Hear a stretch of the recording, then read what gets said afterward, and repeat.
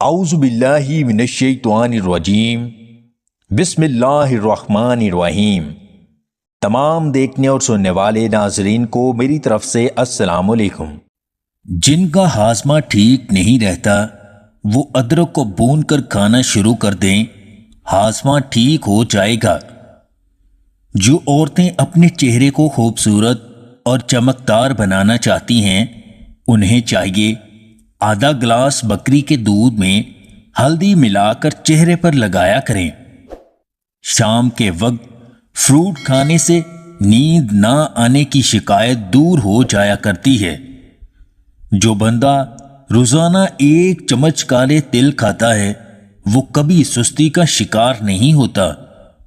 جس عورت کے چہرے کی جلد لٹک گئی ہے تو وہ بینگن کی سبزی کھایا کریں، جلد ٹائٹ ہو جائے گی۔ گلاب کے عرق سے چہرے کی مساج کرنے سے چہرے کا رنگ صاف ہو جاتا ہے۔ سائیکالوجی کے مطابق مخلص اور محبت کرنے والوں کا رنگ زیادہ تر سانولا ہوتا ہے۔ بینگن کا چھلکا ماتھے پر مسلنے سے یادداشت تیز ہو جاتی ہے۔ جسم کے پٹھوں میں کھچاؤ محسوس ہو تو دودھ میں کالے تل ابال کر پیا کریں، بہت مفید ہے۔ گنے کا سرکہ اگر سبزیاں ابالنے والے پانی میں ڈال دیا جائے تو ان کی رنگت خوشنما ہو جاتی ہے۔ روزانہ کچے سونف چبانے سے آنکھوں میں سوزش نہیں ہوتی۔ جو شخص رات سوتے وقت ماتھے پر ناریل کا تیل لگاتا ہے وہ بہت کم بیمار ہوتا ہے۔